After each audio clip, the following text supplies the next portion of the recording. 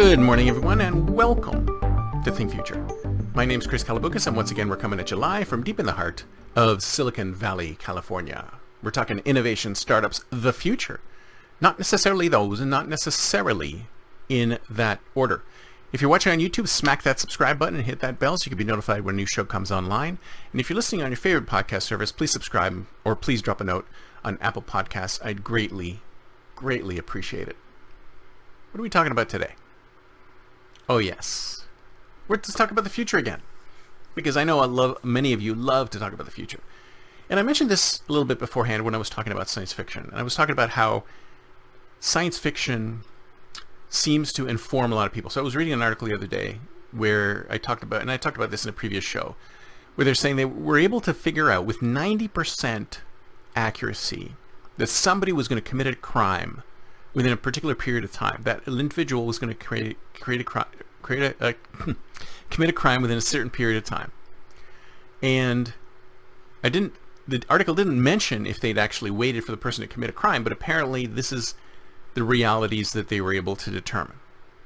And I thought to myself, well, that's interesting. So could that person, that sounds a lot like the pre-crimes unit from Minority Report, right? Minority Report, they have these empaths who are able to figure out if someone's about to commit a crime. And in this case, they used an AI to figure out if somebody was about to commit a crime. And I thought, well, that's really interesting.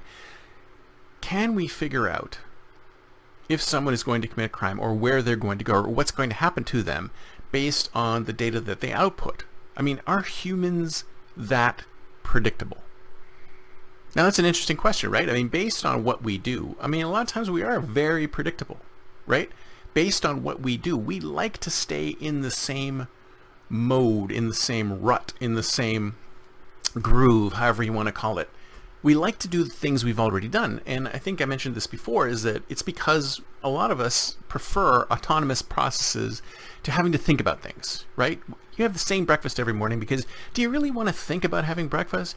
Do you have a set of outfits you wear. Do you really want to think about mixing and matching all that stuff? We like autonomous things. We like being able to create autonomous little programs running in our head to get us to just do things without having to think about it. Maybe it has something to do with our laziness. Now, I like to call it laziness, but other people call it, resource preservation, right? That we have a limited amount of energy and we only want to spend our energy on certain things, right? But there's a lot of things that we have to spend our energy on that we don't really need to do, don't really want to do. We probably need to do them, but we don't really want to do them. So we try not to spend our energy on them and automate those things in our brain as much as humanly possible, right? But what I was mentioning the other day was that science fiction author Philip K. Dick created the concept of Minority Report, and I forget, we can remember it for you wholesale or something like that. I forget the name of the original story that he wrote.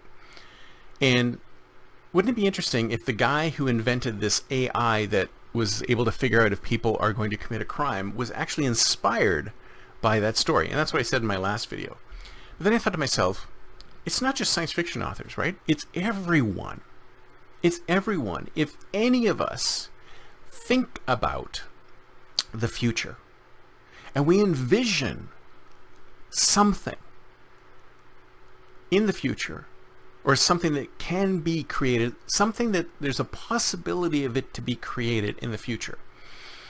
When we envision that thing, we create that thing.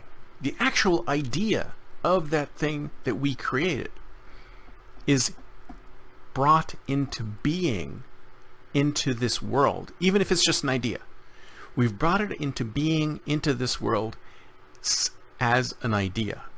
And if you believe in quantum mechanics and quantum entanglement, you've probably heard this before, isn't it funny that a lot of times when you come up with an idea, you hear about other people coming up with a very similar idea right about the same time. But if you don't execute on that idea, then that other person ends up profiting from the idea.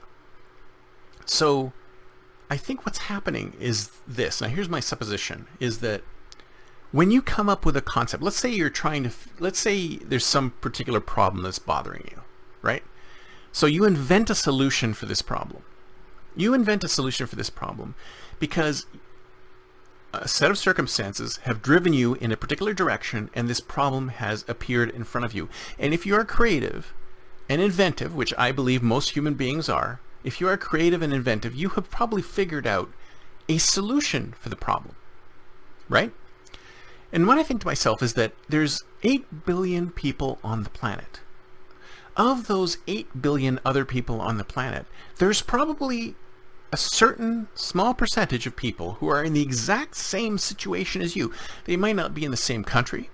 They might not be paying the same things. They might be doing the same things, but they're having a similar issue to you. The thing that you're envisioning, the solution to the problem that you've envisioned, is probably being envisioned by lots of other people at the exact same time. Now, some people have already envisioned it in the past and maybe tried to do something about it, but not enough people were interested in it then, and it failed. Or some people are in the process of envisioning it right now and don't really want to do anything about it because their time is already tied up.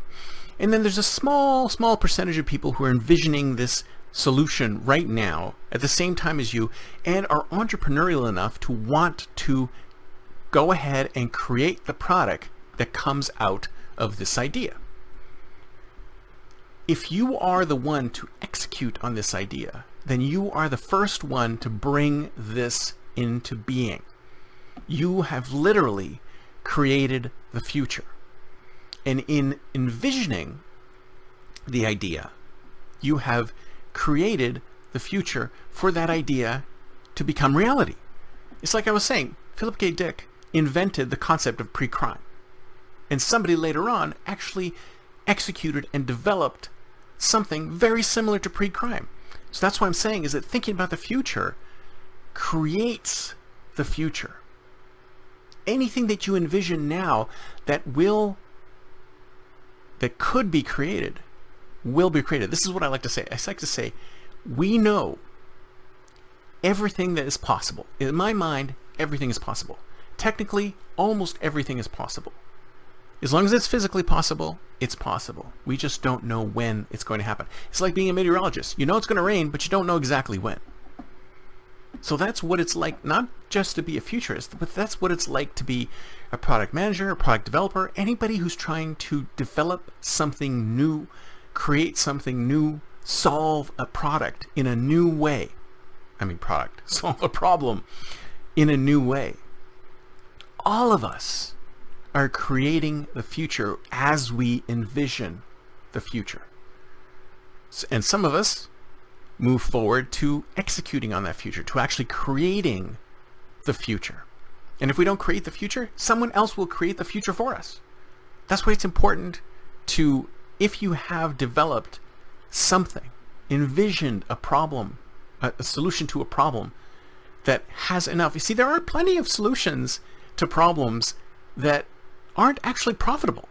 See, that's the thing, is that there's plenty of ideas that are created that are great ideas. They solve problems, but they're not financially viable. You cannot turn them into a business. People will not pay that much or whatever they need to pay to solve that problem. And that's one of the reasons why many of these startups fail, is that you could be envisioning something from the future that is solving a huge problem, but still people are okay with that problem. Maybe they're okay not having to pay to solve that problem.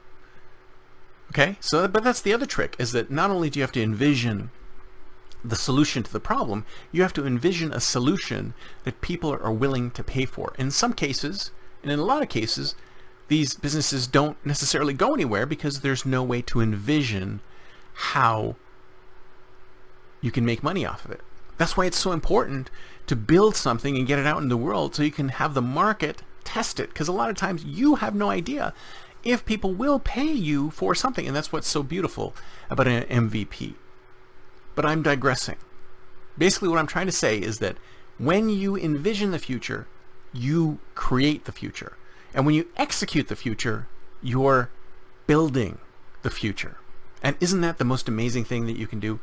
Build the future. That's it for me for today. See you next time, and until then, don't forget to think future.